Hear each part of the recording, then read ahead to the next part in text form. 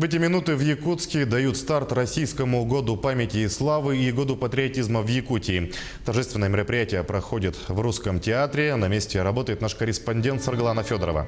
Саргы, приветствую. Каких событий ожидать в год патриотизма? Приветствую, Сергей. В зале собрались молодежь, ветераны, представители Хангаласского, Намского, Горного районов. И через несколько минут старт году памяти и славы, а также патриотизма дадут участник Великой Отечественной войны Петр Яковлев и заместитель председателя правительства Ольга Балабкина.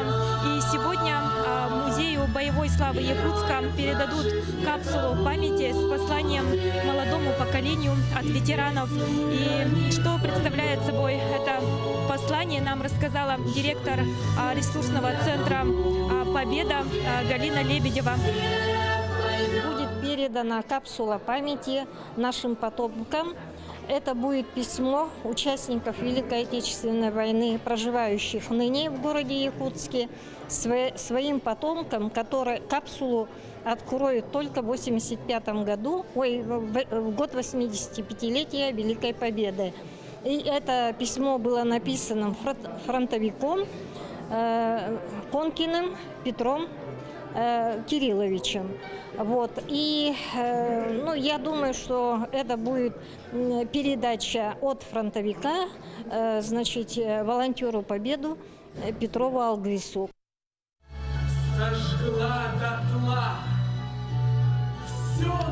Отмечу, что главным координатором года патриотизма в республике станет Министерство молодежи. Уже разработан план мероприятий, который включает 5 направлений, и по каждому из них будут свои кураторы. И одним из главных пунктов станет видеопроект «Мы сила», где молодому поколению будут рассказывать о людях, которые участвовали в становлении Якутской ССР, тружениках села, первооткрывателях промышленности. Также еще основным мероприятием станет молодежный и гражданско-патриотический форум «Наше будущее», который пройдет в июне. Примут участие представители из разных регионов. И, конечно же, самое главное событие – это празднование 75-летия Победы. Планируется очень много акций и мероприятий. Сергей?